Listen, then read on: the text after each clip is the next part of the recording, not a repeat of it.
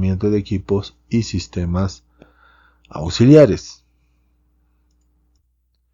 En la parte 1 vamos a ver los principios fundamentales, donde estableceremos los dos pilares sobre los cuales se sustentan todas las decisiones subsecuentes del diseño y gestión.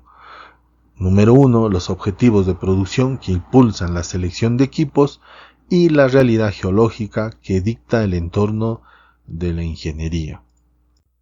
En este capítulo 1, lo que vamos a ver es un marco de referencia para el dimensionamiento y selección de equipos, donde estableceremos las relaciones cuantitativas fundamentales entre los objetivos estratégicos de producción de la mina y la capacidad operativa de su flota de equipos. En el capítulo 4.1 vamos a definir la producción y productividad. La planificación de cualquier operación minera comienza con la definición de sus metas. Estos objetivos, expresados en términos cuantitativos, son el punto de partida para todos los cálculos de ingeniería y las decisiones de inversión. Por ejemplo, producción. La producción es el principal motor del diseño minero. Se define como el volumen de mineral o el volumen de estéril que se debe mover por unidad de tiempo.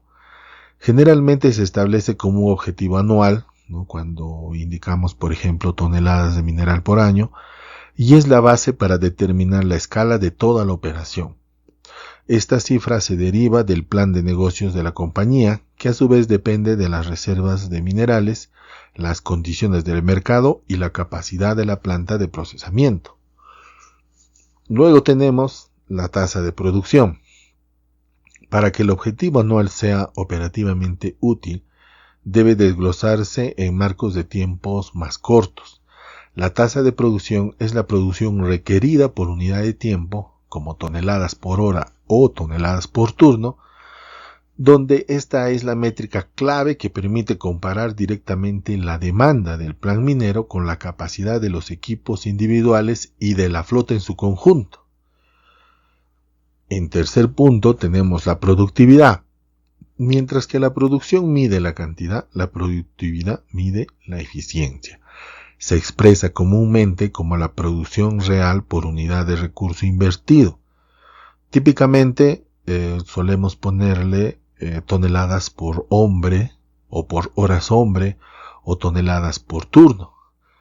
Este indicador es fundamental para la estimación de costos operativos, ya que vincula el rendimiento del equipo directamente con los recursos laborales necesarios para operarlo.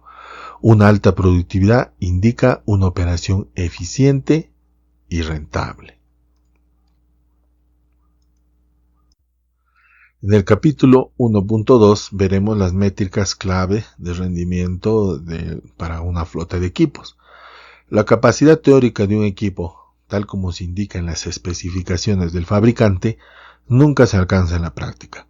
Para llegar a una estimación de producción realista, esta capacidad teórica debe ser sistemáticamente reducida por una serie de factores de rendimiento que reflejan las realidades operativas de una mina. En el primer término tenemos disponibilidad. Representa el porcentaje del tiempo programado de operación durante el cual un equipo está mecánicamente apto para funcionar. Normalmente nosotros le decimos disponibilidad mecánica. Es una medida de la confiabilidad y mantenibilidad de la máquina. Una disponibilidad del 90% significa que, de cada 100 horas programadas, el equipo está disponible para trabajar durante 90 horas, mientras que las 10 horas restantes se pierde por mantenimiento tanto planificado como no planificado. Luego tenemos en segundo término la utilización, que es el porcentaje del tiempo disponible durante el cual la máquina está efectivamente realizando la función para la cual fue diseñada. Este factor da cuenta de los retrasos operativos que no están relacionados con fallas mecánicas, como la espera de camiones, los cambios de turno, el reposicionamiento o las instrucciones del supervisor. Si un equipo con un 90% de disponibilidad tiene una utilización del 85%, su tiempo productivo real es solo el 76,5% del tiempo programado. Este cálculo se realiza multiplicando la disponibilidad 0,90 por la utilización 0,85. Luego tenemos la eficiencia. La eficiencia mide el rendimiento real de una máquina en comparación con su máximo teórico durante el tiempo que esté en uso. Se ve afectada por la habilidad del operador, las condiciones del sitio, por ejemplo, los pisos en mal estado, poca visibilidad. También se ve afectado por la calidad de la fragmentación de la roca y algunos otros factores variables como la iluminación o la calidad en la orden dada hacia el operador. A menudo se expresa con el número de minutos de trabajo a plena capacidad en una hora divididos por 60. O sea, cuánto fue realmente su eficiencia. El rendimiento final y realista de cualquier equipo minero es el producto de su capacidad teórica y estos tres factores de reducción: disponibilidad, utilización y eficiencia. Por lo tanto, el dimensionamiento de una flota no es simplemente un cálculo de ingeniería mecánica, sino un ejercicio que debe incorporar supuestos realistas sobre las prácticas de mantenimiento y la gestión de operaciones. En el capítulo 1.3 tenemos las propiedades del material y la capacidad, en este caso de los equipos, ¿no? El material que se maneja para nuestro entorno es la roca fragmentada. Tiene propiedades físicas que influyen directamente en la capacidad de carga de los equipos. Número 1, el factor de esponjamiento. Cuando la roca se extrae de su estado in situ, que es el estado compacto, se fragmenta y su volumen aumenta debido a los vacíos que se crean entre los fragmentos. Este aumento porcentual de su volumen se conoce como factor de esponjamiento, que es un parámetro crítico para convertir el volumen de roca en el macizo, medido en metros cúbicos generalmente, al volumen de roca suelta que manejarán los equipos, medidos también en metros cúbicos, pero en este caso sueltos. Por ejemplo, una roca con un esponjamiento del 30% ocupará 1,3 metros cúbicos sueltos por cada metro cúbico de roca in situ. Con este ejemplo lo tenemos bien claro. Luego tenemos la capacidad de cucharón o tolva. Los fabricantes especifican dos tipos de capacidad volumétrica usualmente. La capacidad al ras, que es el volumen contenido dentro del cucharón si se nivelara con una regla en sus bordes, o sea, al ras. Y luego la capacidad con pila, que es el volumen máximo, incluyendo el material que se apila por encima de los bordes del cucharón. Esta capacidad depende del ángulo de reposo del material y es la medida más realista para las estimaciones de producción. En tercer lugar tenemos el factor de llenado, que es un ajuste empírico a la capacidad teórica del cucharón que tiene en cuenta las características del material y la habilidad del operador. Un material bien fragmentado y fino permitirá un factor de llenado cercano al 100%, mientras que un material con bloques grandes y angulares puede resultar en vacíos significativos dentro del cucharón, reduciendo el factor de llenado al 75 u 85%.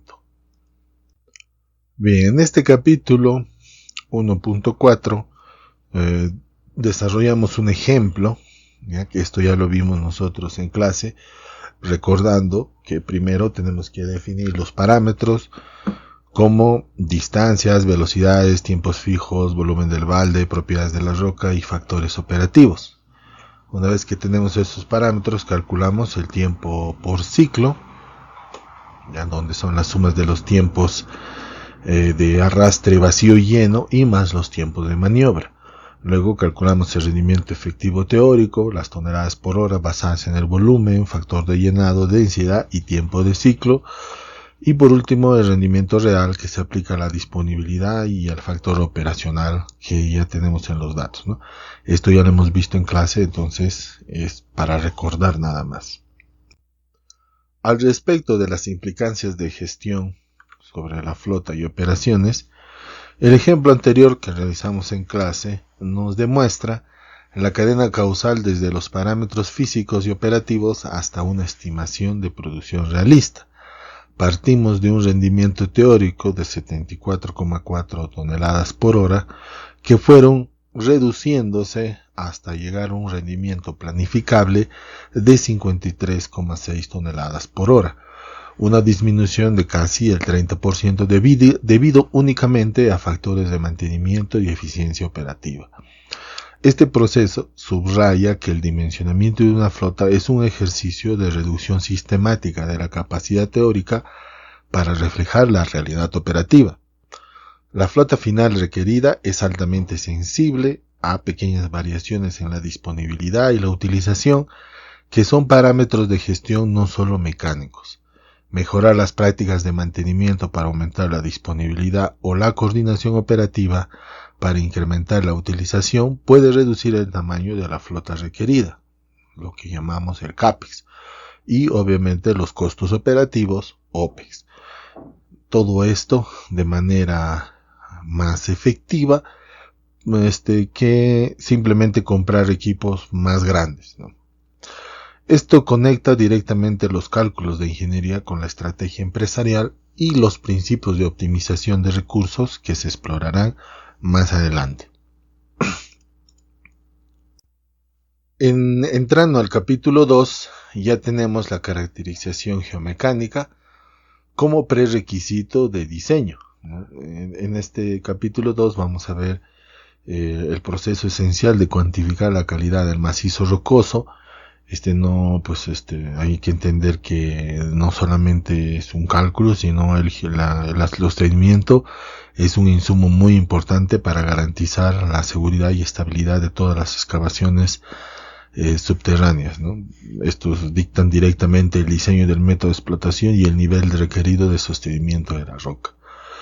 Recordándoles que en este curso pues no vamos a ver cómo se calcula, ¿no? Sino lo estamos viendo desde la perspectiva de los proyectos, o sea que hay que tomarlos en cuenta. Entonces, la estabilidad de cualquier excavación subterránea, en el capítulo 2.1, es función de tres factores interrelacionados. Número 1, la calidad intrínseca del macizo rocoso. Número 2, los esfuerzos in situ a los que es sometido.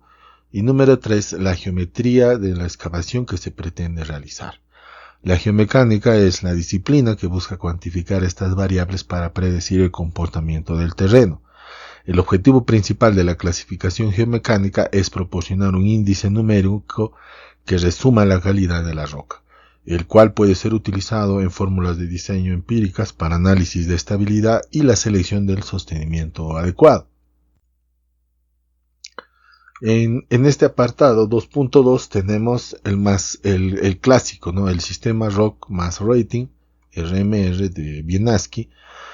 Este sistema RMR fue desarrollado pues por Wieniawski, que es uno de los métodos de clasificación más utilizados a nivel mundial. Proporciona una puntuación de 0 cuando es una roca muy mala, a 100 cuando es una roca muy buena, basada en la evaluación de 6 parámetros fundamentales. Número 1, la resistencia a la compresión uniaxial de la roca intacta, que mide la resistencia de una muestra de roca sin fracturas. Número 2, el Rock Quality Designation, o sea, RQD, un índice de calidad de la roca basada en el porcentaje de recuperación de testigos de sondeo de más de 10 centímetros de longitud. Número 3, el espaciamiento de las discontinuidades, la distancia promedio entre fracturas, fallas o diaclasas en el macizo rocoso.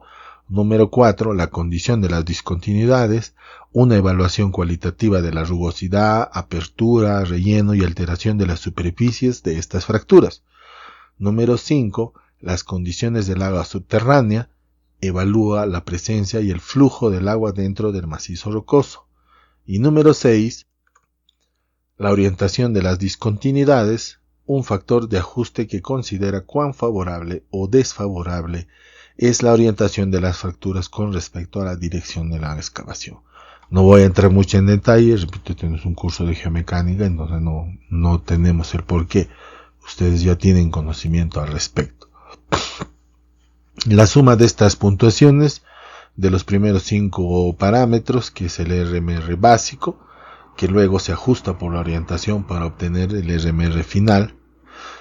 También recordar que existen adaptaciones para la minería como el Mining Rock Mass Rating, o sea MRMR de Laubscher, que ajusta el RMR por factores como los esfuerzos inducidos y los efectos de la voladura, y el RMR, una versión, el RMR prima, que es una versión simplificada, utilizada en algunos métodos de diseño empírico que ignoran las condiciones externas como los esfuerzos y la orientación.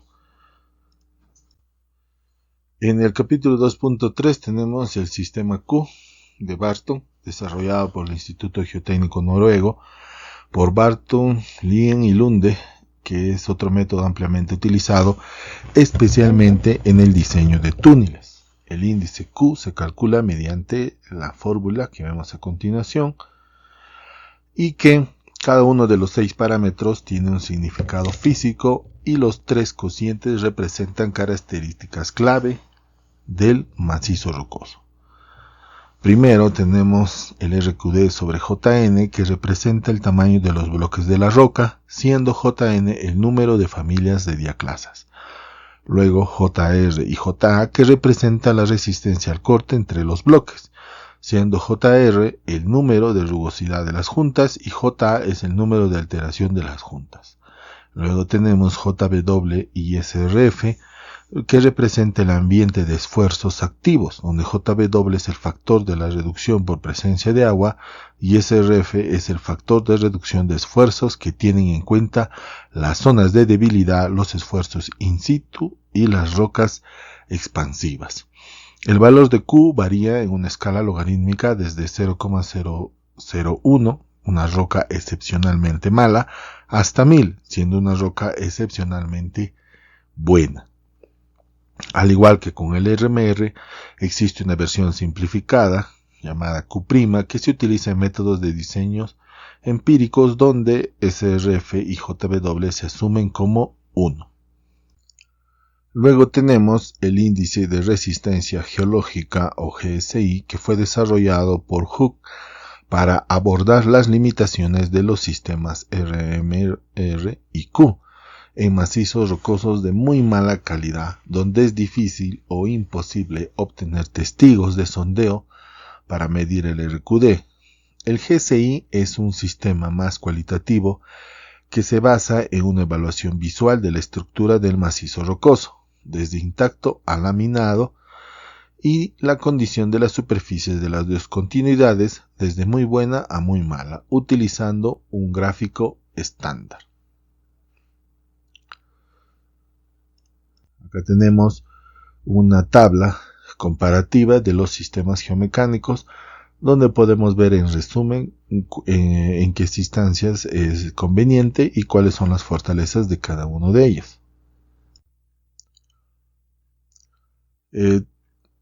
Es fundamental reconocer la naturaleza empírica de estos sistemas. Se basan en la experiencia acumulada en un gran número de casos históricos, y por esta razón se recomienda encarecidamente utilizar al menos 2 sistemas de clasificación diferentes para una misma zona, lo que permite una verificación cruzada y una comprensión más robusta de la calidad del macizo rocoso. Las limitaciones incluyen un grado de subjetividad en la evaluación de ciertos parámetros, como la condición de las discontinuidades, y la dificultad de algunos sistemas para incorporar adecuadamente los efectos de altos esfuerzos o el potencial estallido de rocas. La clasificación geomecánica es el paso fundamental en una cadena causal que determina directamente una parte significativa del costo de desarrollo y del riesgo operativo de una mina. Una investigación geotécnica produce testigos de perforación y datos de campo que son los insumos para los cálculos de la RMR y el Q de Barton. Un valor bajo de RMR o Q, por ejemplo en la categoría de roca mala, conduce directamente a una recomendación de sostenimiento más robusto, con un espaciamiento menor entre pernos, un mayor espesor del hormigón proyectado y la posibilidad de necesitar cimbras de acero.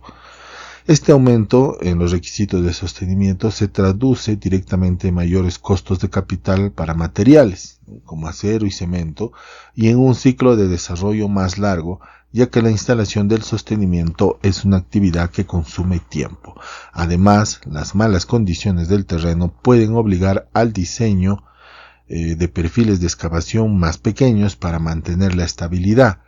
Una sección transversal de galería más pequeña aumenta significativamente la resistencia al flujo de aire. La resistencia es proporcional, por ejemplo, a un tercio de la abertura, lo que requiere ventiladores más potentes y caros. Esto con el fin de suministrar el volumen necesario. Esto directamente impacta en el diseño del sistema de ventilación y sus costos energéticos asociados. Por lo tanto, la evaluación geomecánica inicial tiene un efecto dominó directo cuantificable en el CAPEX, el cronograma y el OPEX del proyecto. Esto demuestra que la geomecánica no es una disciplina aislada, sino un motor central de todo el plan de recursos y el modelo financiero del proyecto. En esta parte 2 vamos a ver la ingeniería y el dimensionamiento de sistemas auxiliares. Aquí veremos los principios fundamentales en un diseño de ingeniería detallado para los sistemas críticos de soporte vital y de servicios, que para este caso analizaremos en una mina subterránea. Vamos a ver la demanda, cuáles son los parámetros del sistema y delinear los criterios para la selección de equipos. Siempre recordando que esto no es un aspecto pues donde les voy a enseñar a calcular, ¿no? Esto ya lo han visto en otro curso, entonces siempre enfocado a lo que estamos haciendo en el curso, que son de proyectos mineros.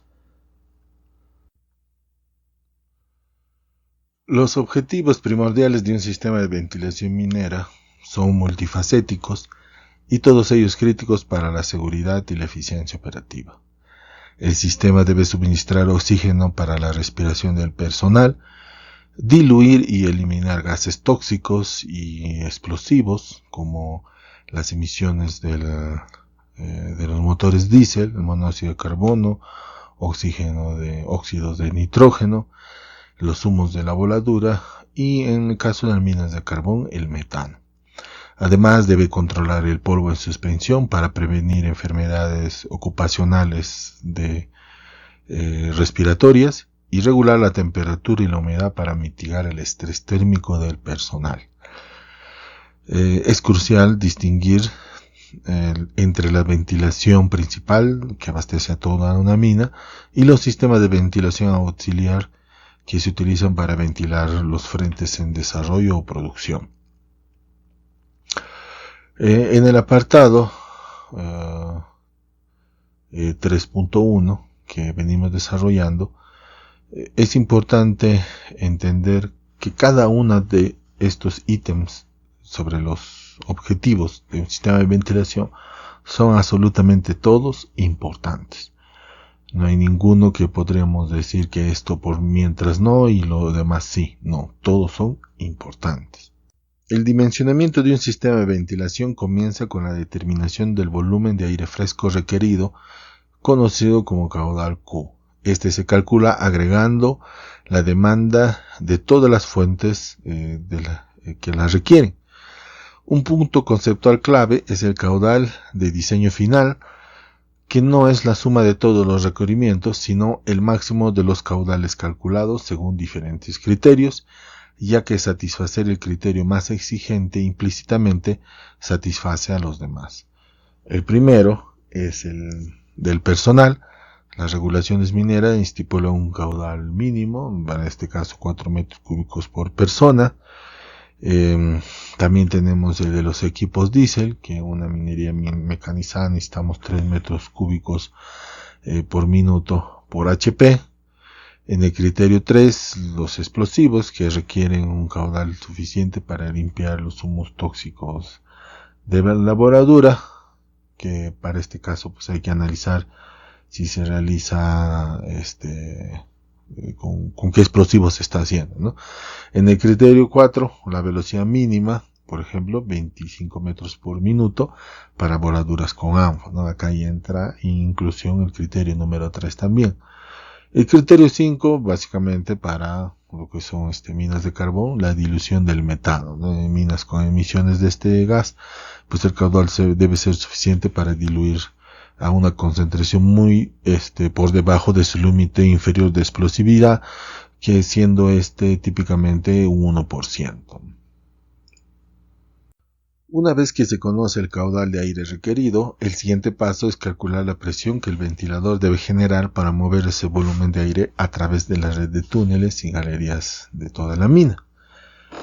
Nos podemos ayudar con la ecuación de Atkinson, que nos manifiesta sobre la caída de presión H debida a la fricción del aire contra las paredes de las galerías, o sea, del laboreo minero, y que se calcula con la ecuación que vemos ahí, donde H es igual a R por Q al cuadrado, donde el término R es la resistencia de la galería, o sea, de la labor minera, que a su vez depende del factor de fricción de las paredes.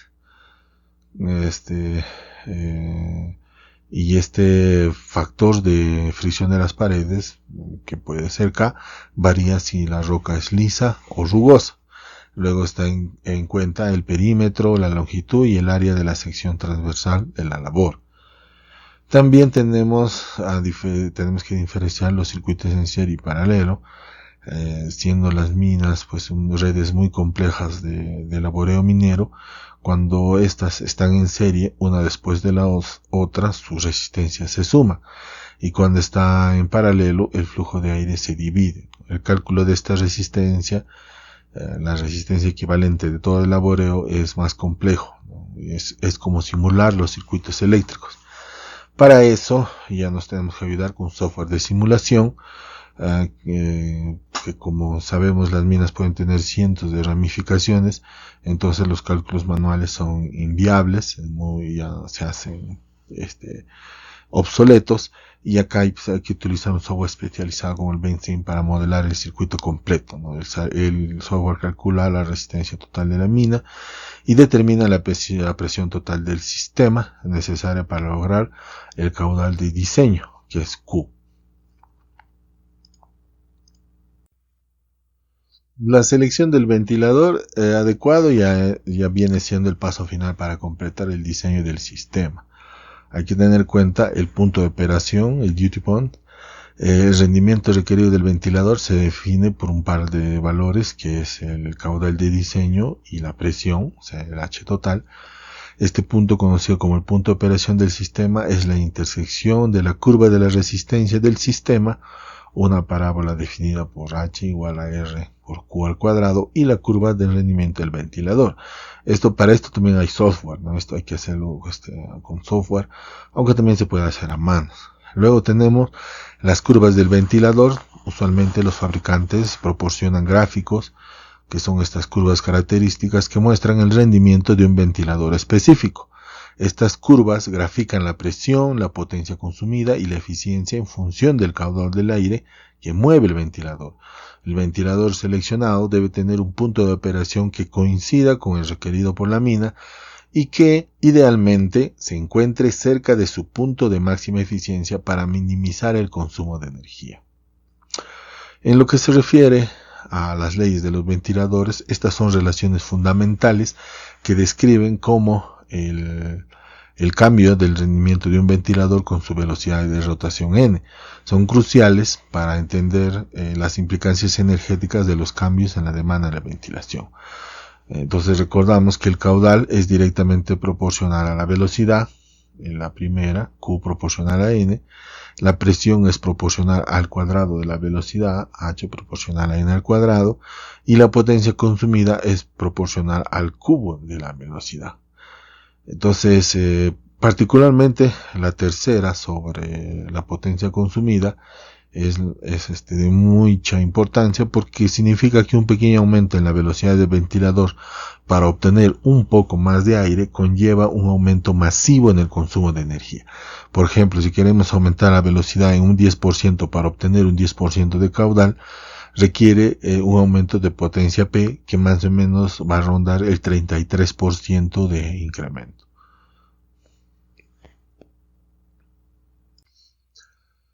En las implicancias de gestión, hay que recordar que el diseño de un sistema de ventilación es un problema dinámico de optimización energética, no un cálculo estático de flujo de aire. Las leyes de los ventiladores que vimos anteriormente, en particular la que se refiere a la potencia, crean un potente vínculo no lineal entre las operaciones mineras y los costos energéticos. Considero un escenario en el que el plan minero se modifica para abrir dos nuevas áreas de producción simultáneamente en lugar de secuencialmente para acelerar la producción. Esto duplica la cantidad de equipos diésel activos a la vez, lo que al ser el factor dominante casi duplica el caudal de aire requerido en el diseño. Según la ley de los ventiladores, duplicar el flujo Q requiere un aumento de hasta 8 veces en la potencia del ventilador P, si la resistencia del sistema obviamente permanece constante sin tener en cuenta esta. Entonces, fíjense que este aumento masivo en el consumo de energía tiene un impacto dramático pues en los consumos y en los costos de electricidad de la mina, pudiendo inclusive anular el beneficio financiero de la producción acelerada. Esto revela pues que un consumo de energía de un sistema de ventilación actúa como una restricción importante a la flexibilidad operativa. Esto exige estrategias como la ventilación bajo demanda, donde el flujo de aire se ajusta dinámicamente para satisfacer las necesidades en tiempo real, o el uso de variadores de frecuencia, ¿no? Para controlar, por ejemplo, las velocidades de los ventiladores. Estas tecnologías no son solo medidas de eficiencia, son habilitadores críticos de un plan minero ágil y rentable, vinculando directamente las decisiones operativas con la estrategia energética y los objetivos de sostenibilidad. Estas herramientas pues que se muestran aquí nos permiten ahorrar energía, porque al manejar los flujos podemos reducir cuando no se necesita una zona y aumentar cuando se la requiera. Terminando con el diseño de la ventilación, ahora entramos en el capítulo 4 para ver pues el diseño del sostenimiento. Acá el objetivo fundamental del sostenimiento no es pues sostener todo el peso de la montaña, por así decirlo, del cerro, sobre la excavación, sino más bien ayudar al macizo rocoso a sostenerse a sí mismo. Y esto se logra mediante 3 mecanismos principales: el refuerzo, que mejora las propiedades de la roca; la retención, que evita la caída de bloques sueltos; y el soporte, que controla la deformación general del macizo rocoso. Un principio crítico en lo que es el diseño del sostenimiento es la oportunidad de la instalación, porque el sostenimiento es más efectivo cuando se instala lo antes posible después de la excavación, o sea, inmediatamente después de haber realizado la voladura, para limitar de esta forma la degradación y el relajamiento del macizo rocoso que circunda a la labor minera.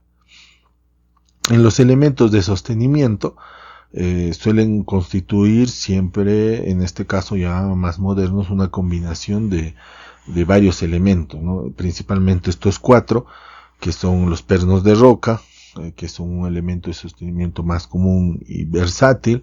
Actúan como refuerzo, como cosiendo las discontinuidades y creando una zona de roca comprimida alrededor de la excavación, que funciona como un arco o vía o una viga estructural autosoportante. Tenemos pues dentro de ellos tenemos los anclajes mecánicos más comunes, como los pernos de expansión, los splitsets, los sueles, entre otros, ¿no? Cada vez estos se van modernizando, ¿no? Cada tipo tiene diferentes características de carga, de formación, y se adapta a diferentes condiciones de roca y la vida útil de la excavación. Luego tenemos el hormigón proyectado, el famoso shotcrete, que es un hormigón o mortero aplicado neumáticamente o hidráulicamente a alta velocidad. Su función más que nada es proporcionar un soporte superficial inmediato que previene la caída de las pequeñas rocas, sella la superficie de la roca contra la meteorización y lo más importante, se integra con los pernos de roca para formar una cáscara compuesta que actúa como un sistema de sostenimiento cohesivo. A menudo se tiene que reforzar con fibras de acero, esto es prácticamente siempre, o fibras sintéticas para mejorar su ductibilidad y la capacidad de absorción de energía. Luego tenemos las mallas de alambre, típicamente una malla de alambre soldada o tejida, se instala entre los pernos de roca para contener la roca suelta que podría desprenderse entre los puntos de anclaje, protegiendo al personal y a los equipos de caídas de rocas de menor tamaño. Luego tenemos los marcos de acero, que nosotros llamamos los cimbras, que son perfiles de acero estructural con forma de arco o también de forma de un pórtico, ¿no? Su función básicamente es un sistema de soporte pasivo que se utiliza en condiciones de terreno muy malas, donde el macizo rocoso tiene poca o ninguna capacidad de autosostenimiento. A diferencia de los pernos, las cimbras soportan directamente la carga de la roca fallada. Existen cimbras rígidas, cimbras deslizantes también, que pueden deformarse bajo cargas para absorber energía y adaptarse a la convergencia del terreno.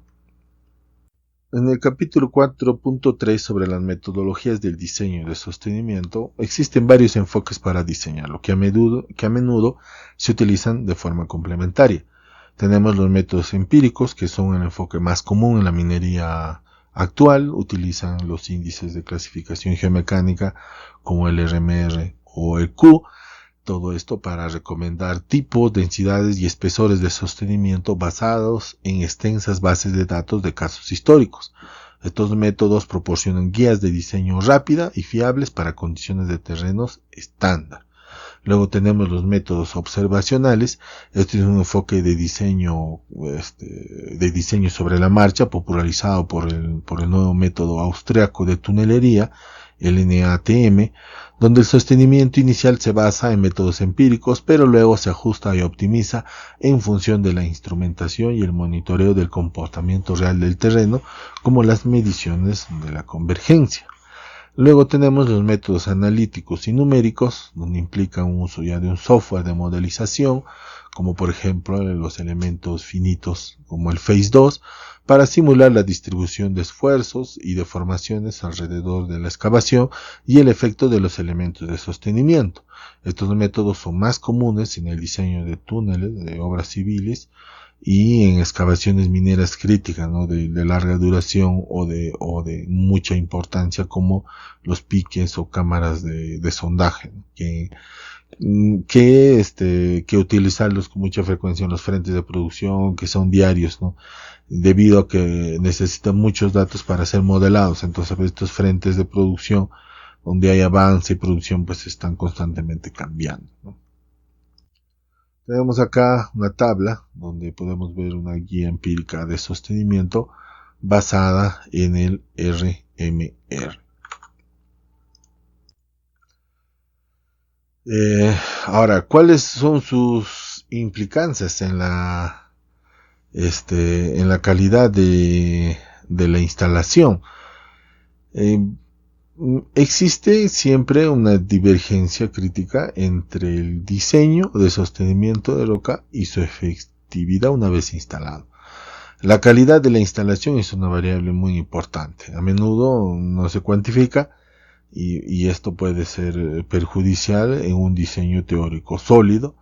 Por ejemplo, si utilizamos los datos de RMR para diseñar un patrón de empernado, especificando el tipo de perno, la longitud y el espaciamiento, inclusive el par de con cuánto se tiene que apretar los bulones después de la instalación del perno, pero durante la ejecución el operador de la perforadora utiliza, digamos, una broca desgastada, creando un barreno de un diámetro menor. Entonces el perno se instala, no se puede expandir lo suficiente para agarrarse a la roca, o se expande, digamos, el espacio para expandirse no es lo suficiente, ¿no? Por el tema de haberlo perforado con una roca desgastada, y esto pues puede llevar a que la resina no cumpla su trabajo. Además, el operador puede utilizar una llave de torsión, ¿no? Para estos bulones en labores muy claves. La llave de torsión tiene que estar calibrada, y si no lo está, pues él puede presumir que ya está bien sujeto, pero luego no.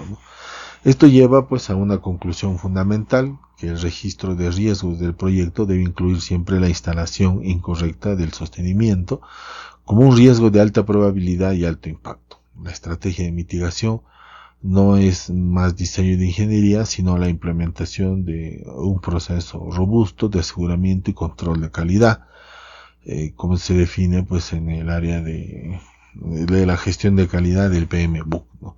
Esto incluye capacitación, certificación de operadores, programas para calibrar los equipos, inclusive las pruebas de arranque o los pull tests posteriores a la instalación de algunos pernos, para demostrar que los controles de gestión de proyectos son vitales para los cálculos de ingeniería, y así de esa forma garantizar la seguridad y la estabilidad. En el capítulo 5 vamos a ver las redes de aire comprimido, donde se aborda el diseño de este servicio, que también es importante, ¿no? El aire comprimido es una fuente de energía versátil y robusta. Se utiliza en muchas operaciones mineras, especialmente la minería subterránea convencional.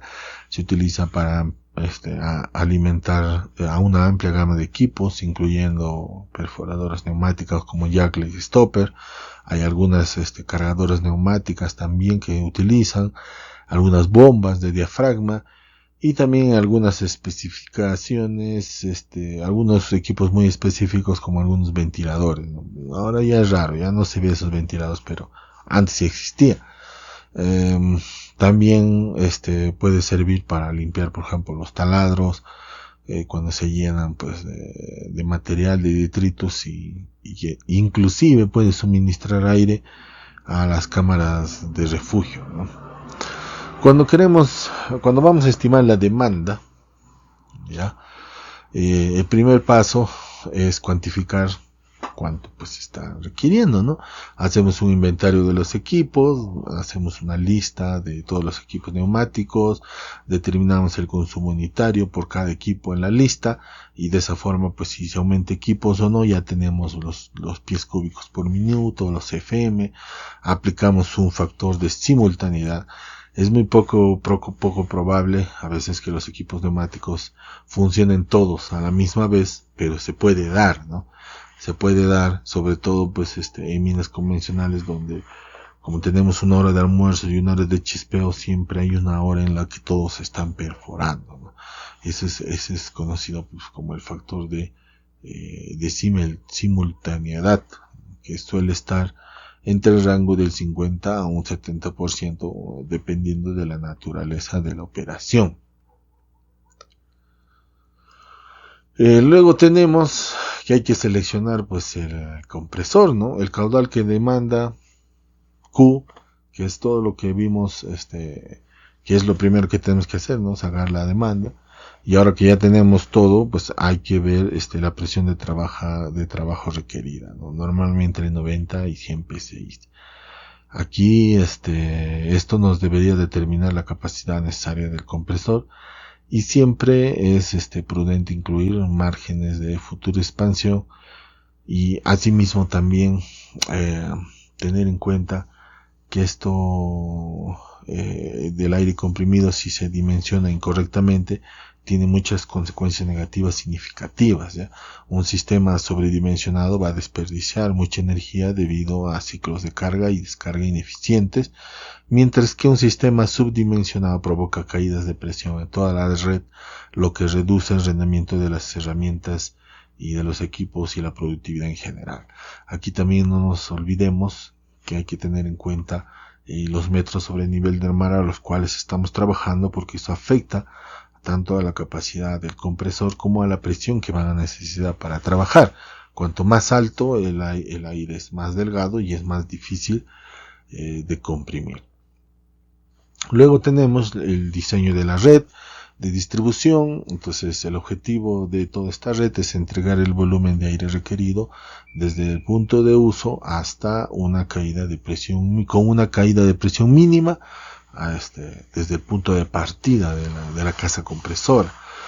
El objetivo de la caída de presión nos señala que una buena práctica de diseño es limitar la caída de presión total desde el compresor hasta el punto de uso más lejano a menos del 10% de la presión inicial para las tuberías principales. El objetivo aún más estricto cuando se trata de estas, ¿no? De las tuberías principales, ahí prácticamente no debería haber una caída de presión, pero ya dado en el último lugar donde se va a realizar, o sea, el más lejano, ahí sí podemos esperar un 10% de esta caída. Luego tenemos que dimensionar bien las tuberías. El diámetro de la tubería es una función del caudal y la longitud de la tubería representa pues la caída de la presión también de este fluido, ¿no? Del aire comprimido a través de esta. Se puede utilizar formas muy complejas como de Darcy-Weisbach o fórmulas empíricas también simplificadas, así como tablas proporcionadas por fabricantes y asociaciones industriales para una selección más rápida. Luego tenemos la disposición de la red. Para redes extensas, un diseño de circuito cerrado o anillo es superior a un sistema simple y ramificado. El aire puede fluir hacia un punto de alta demanda desde dos direcciones y así proporcionar digamos lo necesario para que el circuito se cumpla. Pero también hay que tener cuidado que no vengan pues de dos direcciones diferentes a un mismo sitio, ¿no? Ahí puede haber complicaciones, ¿no? Inestabilidad en la presión de toda la red. Y luego también hay que tener en cuenta la velocidad del aire, que es importante diseñar una velocidad de aire óptima en las tuberías, generalmente por debajo de 9 metros por segundo, para minimizar las pérdidas por fricción y evitar el arrastre de condensado de agua, siempre existe dentro de las tuberías, y algunas partículas de óxido hacia las herramientas neumáticas, ¿no? Porque este aire si tiene partículas de óxido, puede lastimar o poner inoperativo algunas máquinas que usen este mismo aire comprimido. Implicaciones de gestión. CAPEX versus OPEX en aire comprimido. El diseño de un sistema de aire comprimido encarna una compensación fundamental en la gestión de proyectos entre el gasto de capital, el CAPEX, y el gasto operativo, OPEX, a lo largo de un plazo considerable, o sea, a largo plazo, ¿no? Considera un proyecto con presupuesto de capital ajustado. El equipo de diseño decide reducir el diámetro de la tubería principal de aire comprimido de 6 a 4 pulgadas para ahorrar en los costos iniciales de las tuberías. Sin embargo, el diámetro reducido aumenta significativamente la velocidad del aire y la caída de presión por fricción a lo largo de la tubería, según la ecuación de Darcy-Weisbach o alguna fórmula empírica. Para compensar esta pérdida de presión y asegurar que las herramientas en el frente de trabajo reciban los 90 psi requeridos, la presión de descarga del compresor en la superficie debe aumentarse, por ejemplo, de 100 psi a 115 psi. Comprimir aire a una presión más alta requiere más energía. Una regla general es que cada aumento de 2 psi en la presión de descarga incrementa el consumo de energía en aproximadamente 1%. En este caso, el aumento de 15 psi resulta en un incremento de 7,5% en el consumo de electricidad del compresor. Esta penalización energética del 7,5% se incurre cada hora que el compresor funciona durante toda la vida en la mina. El aumento acumulado del OPEX a lo largo de 20 años supera con creces el ahorro único del CAPEX de la tubería más pequeña. El cálculo del tamaño de la tubería no es solo un problema de dinámica de fluidos, es un análisis de costo, de ciclo de vida, entendiendo que un diseño adecuado, guiado por un enfoque de gestión de proyectos centrado en la entrega de valor a largo plazo, un principio clave en la guía del PMV Book. Prioriza los ahorros del OPEX sobre una reducción mínima de CAPEX, justificando la mayor inversión inicial para un sistema más eficiente. En el capítulo 6 vamos a ver el sistema de gestión de agua, generalmente esto para perforación y el uso en operaciones. Primero tenemos que ver la demanda de agua para operaciones subterráneas, sobre todo, entendiendo que el agua es un recurso esencial en este tipo de minería, con varios puntos de consumo importantes. Por ejemplo, la perforación, que es el principal consumidor. El agua se utiliza para el barrido, que es el proceso de eliminar los detritus del taladro a medida que se perfora, ¿no? Y para también enfriar la broca. La suspensión en polvo, que son otros usos, se utilizan para la pulverización de puntos de transferencia mineral, luego de la voladura también para regar la carga y mitigar la generación de polvo. Luego también tenemos la producción de hormigón o el chocre para el lanzado, donde el agua es un componente esencial para la mezcla de este hormigón utilizado en el sostenimiento. Luego también sirve para refrigeración de algunos equipos estacionarios como los compresores o algunas unidades de potencia hidráulica pueden requerir agua para su refrigeración. Por último tenemos agua de servicio, que se utiliza para la limpieza de equipos, áreas de trabajo y otros usos en general. Para la estimación del consumo de agua, primero hay que centrarse en el mayor consumidor, y en este caso el mayor consumidor es la flota de perforación. El cálculo para la flota de perforación es el caudal total requerido, que es la suma de todos los consumos de los equipos de perforación que operan simultáneamente. Los caudales de agua para diferentes tipos de perforadoras. Tenemos yumbos para avance, yumbos para tajos. También hay equipos de perforación para sostenimiento, equipos de perforación para trabajos largos. Todos ellos tienen un consumo diferente, ¿no? Por ejemplo, un jumbo de desarrollo puede consumir entre 50 y 250 litros por minuto, mientras una máquina raise boring, que también esta debe ser incluida, requiere hasta 400 litros por minuto para la perforación del piloto. Entonces, y aparte de eso, se debe aplicar un factor de utilización para tener en cuenta el tiempo real durante el cual las perforadoras están activamente barriendo con agua, que obviamente no es el 100% del turno, no solo es un espacio. Luego otros usos como la supresión del polvo, el agua de servicio, pueden estimar basándose en puntos de referencia de la industria minera o en el diseño específico de sistemas de pulverización, si es que estos se están utilizando. El diseño de suministros del agua puede venir de fuentes superficiales, ríos, lagos, embalses, agua recuperada de un sistema de desagüe propio de la mina. Obviamente tiene que recircular para evitar el uso desmedido de esta. Entonces, en primer lugar, pues calculamos el caudal total, que le podemos llamar Q, que es el de todas las demandas calculadas. Luego la altura dinámica también, que es la presión total que la bomba debe vencer para entregar al agua. Y una vez detiene esta, pues hay que tener en cuenta los tres tipos de presión, ¿no? O sea, la altura dinámica que tiene que romper. Primero la estática, que es la diferencia de la elevación vertical entre el nivel del agua en la fuente y el punto de descarga más alto.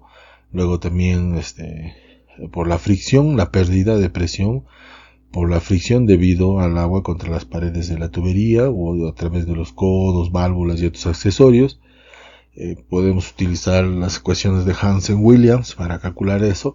Y luego el residual, que es la presión requerida en el punto de uso. Por ejemplo, un jumbo puede requerir cierta entrada de presión, ¿no? Por ejemplo, de 10 a 15 bares es lo usual. Entonces tiene que llegar con esa presión, si no, no cumple su función. Luego tenemos que seleccionar la bomba utilizando el punto de operación calculado, donde tenemos el caudal y la altura dinámica. Se selecciona una bomba adecuada, típicamente a veces una centrífuga multietapa para altas presiones. De acuerdo, hay que tener en cuenta las curvas también de rendimiento del fabricante. La bomba elegida debe ser instalada en un lugar de mayor eficiencia, ¿no?, para minimizar el consumo de energía. Para calcular la potencia de la bomba, lo que normalmente se hace es ver la potencia requerida por el motor, que se calcula con una fórmula ya ya muy conocida. Repito, este curso no se trata de cómo calcular, sino las consideraciones que se tiene que tener cuando se realiza un proyecto. Ya se supone que todo esto ya lo han visto en los recursos hídricos. Luego tenemos el dimensionamiento de las tuberías, ¿no? Aquí el diámetro de la tubería se selecciona para mantener una velocidad de fluido económica típica entre 1 y 2 metros por segundo, ¿no?, que equilibre un costo de la tubería CAPEX con el costo de energía perdida por fricción OPEX, ¿no?, bajo el mismo principio de lo que hemos visto de los ventiladores.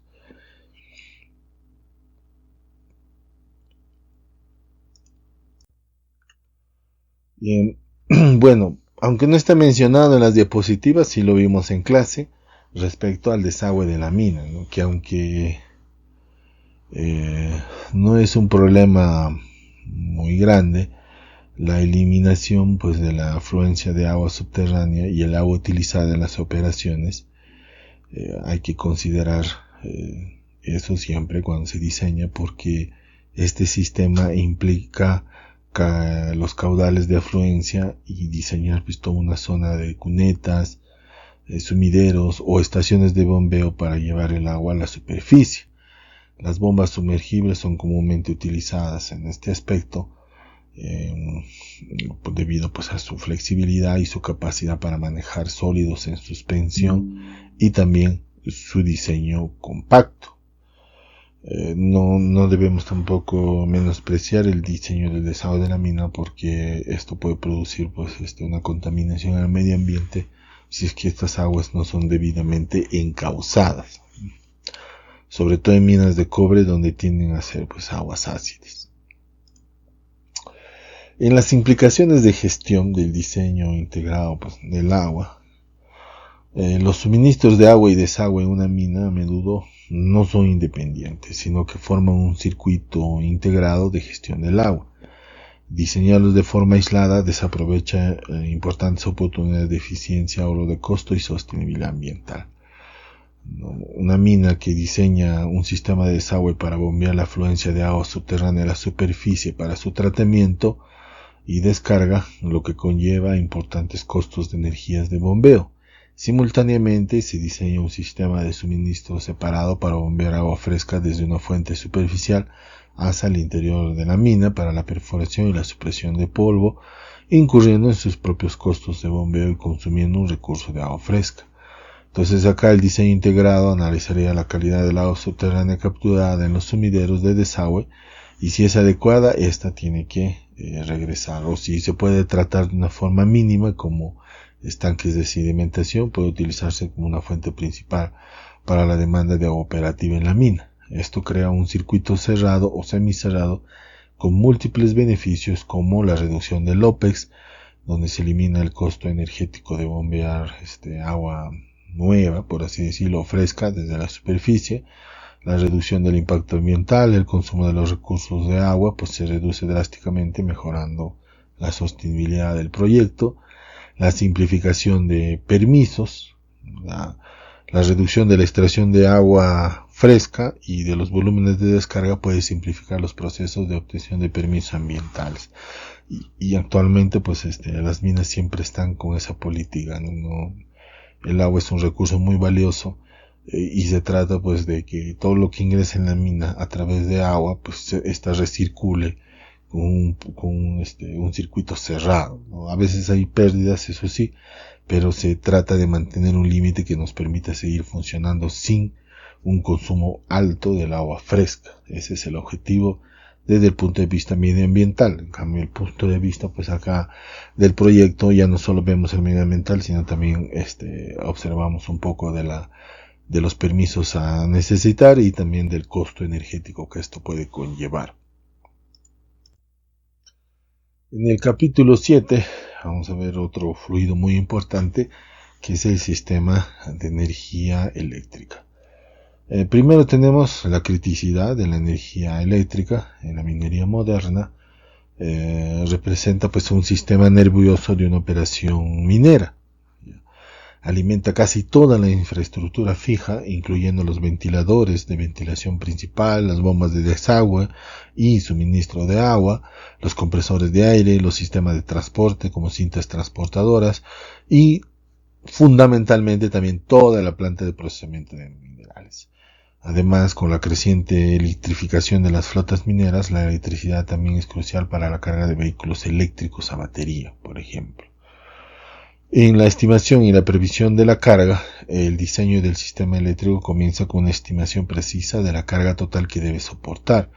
Crear una lista de cargas es el primer paso, donde se debe compilar una lista exhaustiva de cada equipo eléctrico de la mina, desde los motores de los ventiladores principales de varios megavatios hasta la iluminación simple de las labores mineras. Determinar las cargas individuales para cada elemento. Se debe obtener la potencia nominal en kilowatts o HP de las especificaciones del fabricante. Luego hay que aplicar factores de demanda y diversidad, que al igual que con el aire comprimido no todos los equipos funcionan simultáneamente ni a plena carga. Se aplican dos factores para llegar a una carga de diseño realista: el factor de demanda, la relación de la demanda máxima de un subsistema y su carga total conectada, y el factor de diversidad, la relación entre la suma de las demandas máximas individuales de varios subsistemas y la demanda máxima de todo el sistema. Este factor tiene en cuenta que los picos de demanda de diferentes áreas de la mina no suelen coincidir. Eso nos va a permitir hallar un diseño más óptimo y menos costoso. Luego debemos calcular la carga total estimada, que es ya la carga del diseño final, que se utiliza para dimensionar ya los transformadores principales, los generadores y alimentadores primarios. Aquí debemos ver también ya el suministro y la distribución de energía. Las minas pueden conectarse a la red eléctrica nacional si está disponible, o generar su propia energía in situ utilizando grupos electrógenos, diésel o de gas. Por ejemplo, para las minas subterráneas, muchas veces un requisito de seguridad es fundamental cualquier generador con motor de combustión interna que se ubique en la superficie para evitar la contaminación del aire subterráneo. Estos no podrían estar dentro, porque si no contribuirían con los requerimientos de la misma ventilación. Luego tenemos que ver los niveles de tensión, como por ejemplo la media tensión, que se utiliza para la distribución primaria de energía desde la subestación principal en la superficie hasta las subestaciones principales subterráneas. El uso de media tensión, por ejemplo, de 4,16 kilovatios o 13,8 kilovatios, minimiza las pérdidas de energía y permite el uso de conductores de menor sección para transportar grandes cantidades de potencia a largas distancias. Luego tenemos la baja tensión, que se utiliza para la distribución final a los equipos, normalmente donde deben ingresar los trabajadores deben ser áreas de baja tensión, menos de 6 voltios, por razones de seguridad. Algunos componentes claves en el sistema de distribución se compone de transformadores, celdas de distribución, centros de control de motores y paneles de distribución. En los transformadores tenemos de la tensión pues de media y de baja, y en las celdas de distribución los switchgear, y los paneles de distribución que nos permiten pues apagar, prender los equipos o zonas de acuerdo pues a cómo se van utilizando, ¿no?, para evitar también las fugas de energía. Luego tenemos el dimensionamiento de cables de los conductores. De acá, pues, la selección del tamaño correcto de cable es crítica para la seguridad y la eficiencia, ¿no? El conductor debe dimensionarse según 3 criterios y se debe elegir el tamaño más grande que resulte de estos 3 cálculos. Primero, la ampacidad, la capacidad del cable para transportar la corriente de plena carga sin sobrecalentarse, se determina a partir de tablas estándar, ¿no?, como las del Código Eléctrico Nacional, aplicando factores de corrección por la temperatura ambiente, la forma de instalación y el agrupamiento de varios cables juntos. Luego tenemos la caída de tensión, que se asegura que la tensión en el equipo se mantenga dentro de los límites aceptables, por ejemplo, más o menos 5% de la tensión nominal. Una caída de tensión excesiva puede dañar los motores y reducir el rendimiento de los equipos. Luego tenemos la capacidad de cortocircuito, garantiza que el cable pueda soportar los enormes esfuerzos térmicos y mecánicos de una falla de cortocircuito durante el tiempo necesario para que los dispositivos de protección, por ejemplo interruptores o fusibles, operen y despejen la falla.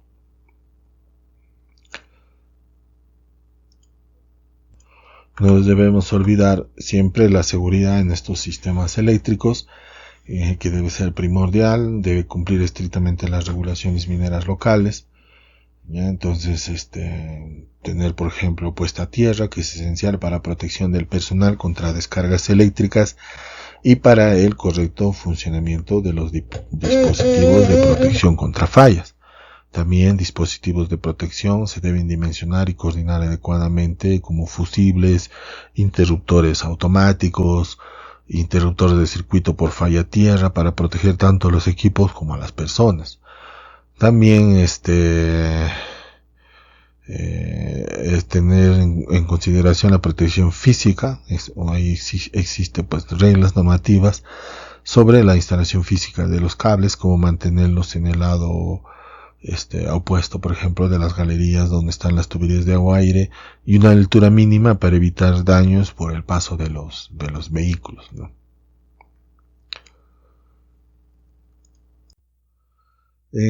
Sobre las implicancias de gestión, regulación y seguridad eléctrica, hay que entender que un diseño de un sistema eléctrico minero no es meramente un ejercicio de cálculo de cargas, es fundamentalmente un proceso de gestión de riesgos dictado por una jerarquía de regulaciones de seguridad.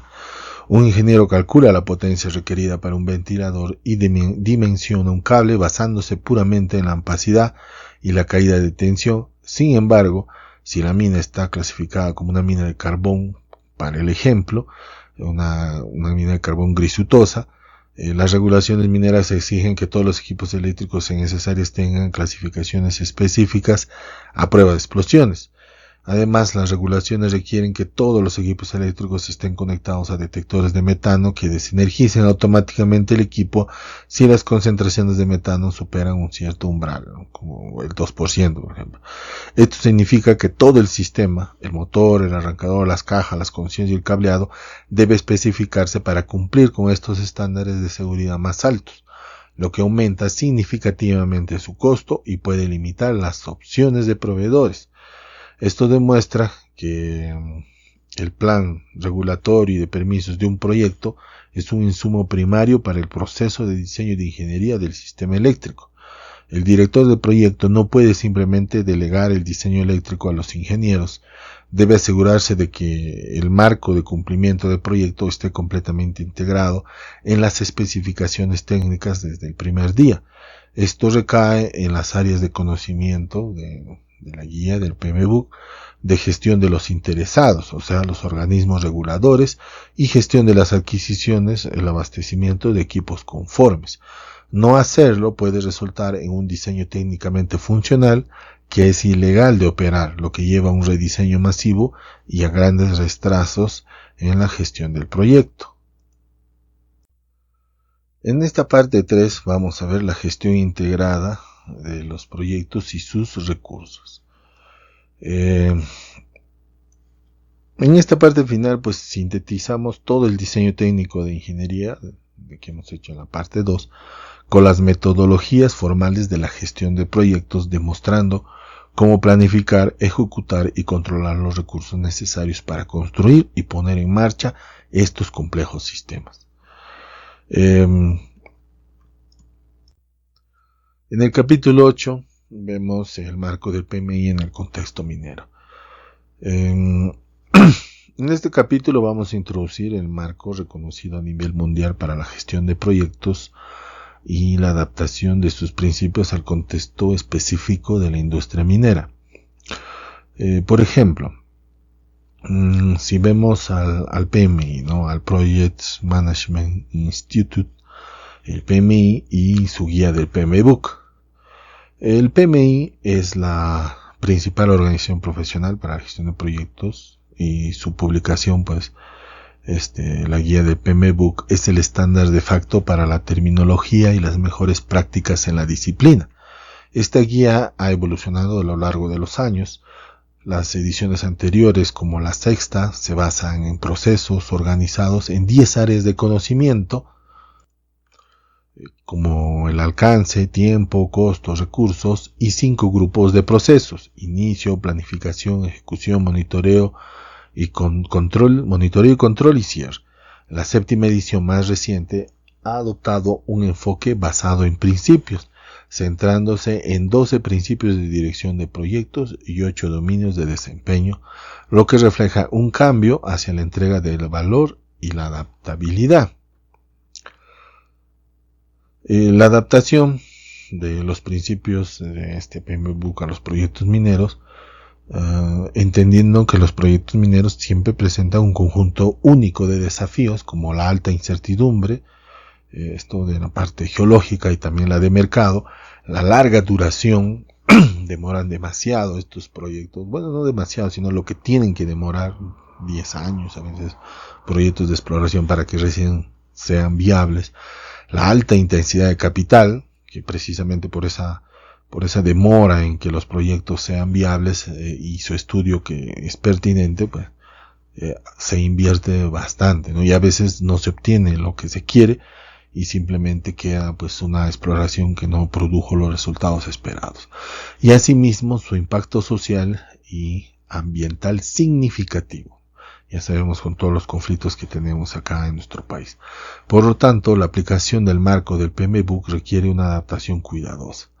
Primero, el enfoque en el valor. El éxito de un proyecto minero no se mide simplemente por completarlo a tiempo y dentro del presupuesto. El objetivo final es generar valor a largo plazo para todas las partes interesadas. Este valor tiene componentes económicos, o sea, de rentabilidad, componentes sociales, beneficios para la comunidad, empleo, y ambientales, minimización de impactos y un cierre responsable. Luego tenemos la adaptabilidad y la resiliencia. El ciclo de vida tradicional y predictivo en cascada es a menudo insuficiente para los proyectos mineros. La incertidumbre inherente exige un enfoque flexible y adaptativo que permita al equipo del proyecto responder a condiciones cambiantes, como encontrar una geología inesperadamente mala, fluctuaciones en los precios de los metales o cambios en las regulaciones de los países donde se llevan a cabo estos proyectos. Luego tenemos el compromiso efectivo con los interesados. La gestión de las relaciones con las comunidades locales, los organismos reguladores, los inversionistas y los grupos de ecologistas es tan crítica para el éxito del proyecto como la ejecución técnica. No hay que olvidar eso. Luego tenemos el pensamiento sistémico. Es fundamental reconocer las profundas interdependencias entre todos los componentes del proyecto, como se destacó en la parte 2, que vimos en las diapositivas anteriores, y gestionar el proyecto como un sistema integrado, donde un cambio en un área, por ejemplo en geomecánica, tiene efectos en cascada en otra: sostenimiento, ventilación, costos.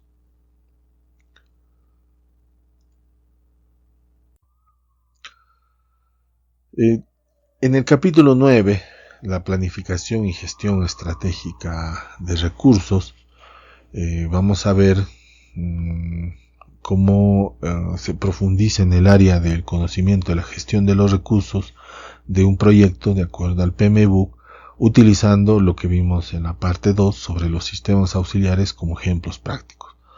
Primero definimos recurso. En el contexto de un proyecto minero, la definición de recurso va más allá del personal. Los recursos incluyen recursos físicos como equipos, perforadores, ventiladores, bombas, materiales, acero, hormigón, tuberías, cables, inclusive las instalaciones, talleres, oficinas. Luego tenemos los recursos humanos, el equipo de dirección del proyecto, ingenieros, geólogos, operadores de equipo, personal de mantenimiento y los contratistas. En los recursos financieros, el capital de inversión, el CAPEX y el presupuesto operativo OPEX. En los recursos naturales, el propio yacimiento mineral, los recursos hídricos y el uso del suelo. Luego, los procesos de gestión de recursos del proyecto, según PMBOK, el área de conocimiento de esta gestión de recursos del proyecto consta de varios procesos clave, ¿no? Esto de acuerdo pues a la 6ª edición, que incluye planificar la gestión de los recursos, donde este proceso define cómo se estimarán, adquirirán, gestionarán y utilizarán los recursos del proyecto. El resultado importante es el plan de gestión de recursos. Este plan establece el enfoque y el nivel de esfuerzo de gestión necesarios. Por ejemplo, definiría la estrategia para la adquisición de equipos a largo plazo de entrega, como ventiladores de ventilación principal, que pueden tener plazo de fabricación de más de un año. Luego tenemos la estimación de estos recursos de las actividades. Este es el proceso por el cual pues debemos estimar el tipo y las cantidades de recursos necesarios para realizar cada actividad del proyecto. Aquí es donde los cálculos de ingeniería que se hacen que se hacen en la parte 2 que venimos explicando se convierten en insumos directos para el plan de proyecto. Por ejemplo, el resultado del diseño de ventilación de un ventilador de 300 HP, 500 metros de ducto de 1,2 metros de diámetro, se convierte en la estimación de recurso para la actividad instalar ventilación primaria en el cronograma del proyecto. Luego, adquirir los recursos. Este es el proceso de obtener los miembros del equipo, las instalaciones, los equipos mismos, los materiales y otros recursos necesarios para el trabajo del proyecto. Este proceso está estrechamente vinculado a la gestión de las adquisiciones del proyecto. Luego, desarrollar y dirigir el equipo. Estos procesos se centran en mejorar las competencias, la interacción del equipo y el entorno general del equipo para mejorar el rendimiento del proyecto, así como en hacer seguimiento del desempeño de los miembros del equipo, proporcionar retroalimentación y gestionar los problemas. Controlar los recursos como último ítem, donde este proceso garantiza que los recursos físicos asignados al proyecto estén disponibles según lo planificado, así como de monitorear la utilización de los recursos planificados frente a lo real y tomar medidas correctivas según sea necesario. Ahora, ¿qué herramientas utilizamos para esta gestión de recursos? En primer lugar, tenemos la estructura de desglose de recursos, que se llama RBS en inglés, donde es una descomposición jerárquica de los recursos por categoría. Por ejemplo, equipos, materiales, personal, y también por el tipo mismo, ¿no? O sea, tenemos bajo equipos podemos tener LHD, Jumbo, equipos y bajo lo personal pues ingeniero, operador. Es una herramienta crucial para organizar, planificar y controlar los recursos del proyecto. Esta estructura RBS la vamos a desarrollar nosotros directamente en Primavera, pero no sin antes hacer nuestro borrador, escribir para poder alimentar rápidamente a Primavera.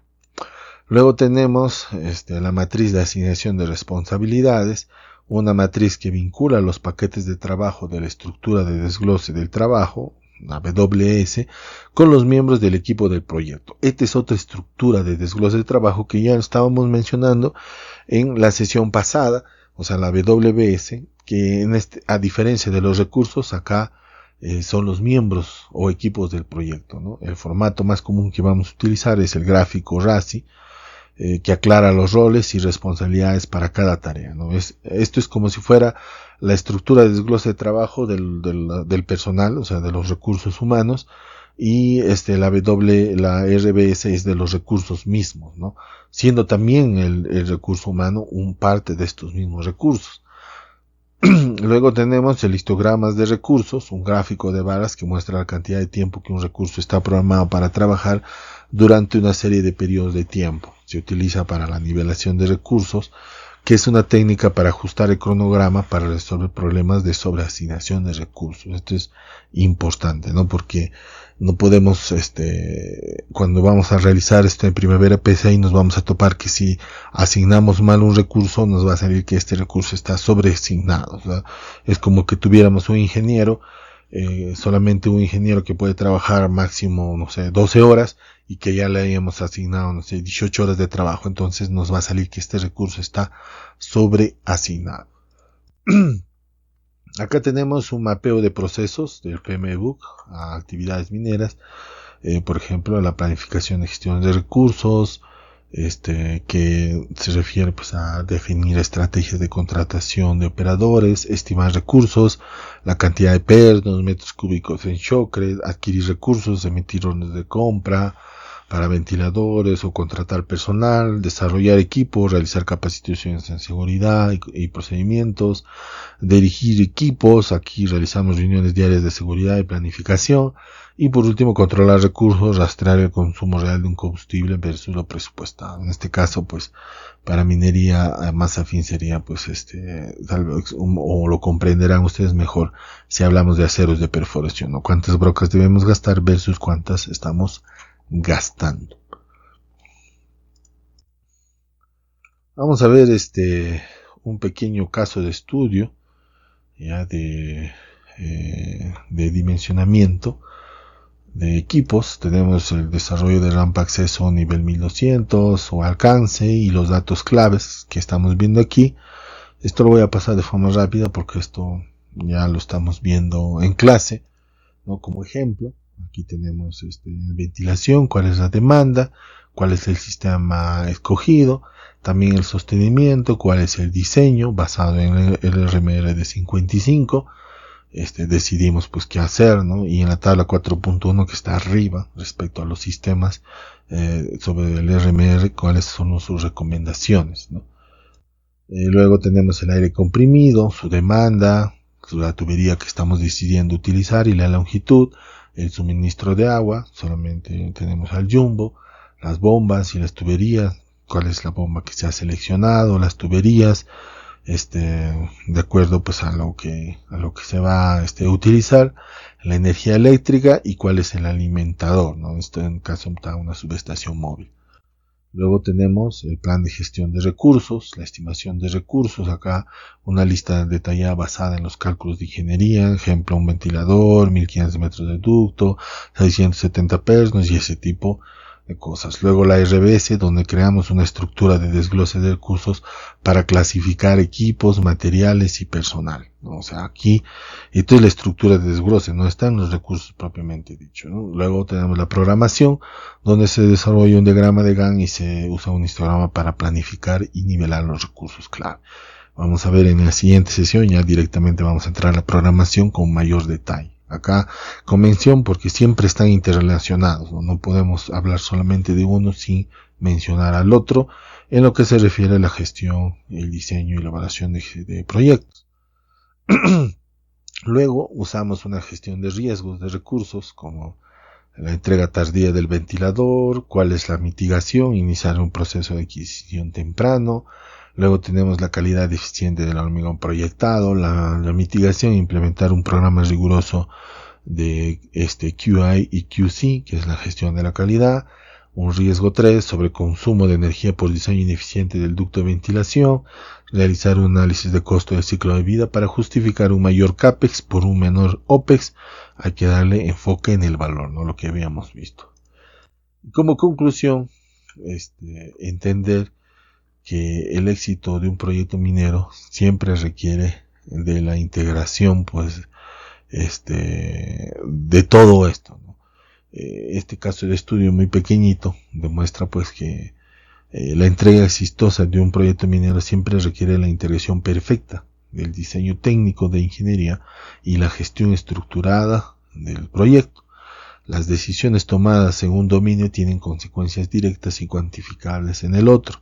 Solo un enfoque holístico que considere las interdependencias entre la geología, el diseño de ingeniería, la adquisición de recursos, la calidad de la ejecución y la gestión de riesgos puede optimizar el valor del proyecto y garantizar su éxito a largo plazo. La ingeniería define qué se debe construir, mientras que la gestión de proyectos define cómo se construirá de manera eficiente, segura y dentro de los objetivos del negocio.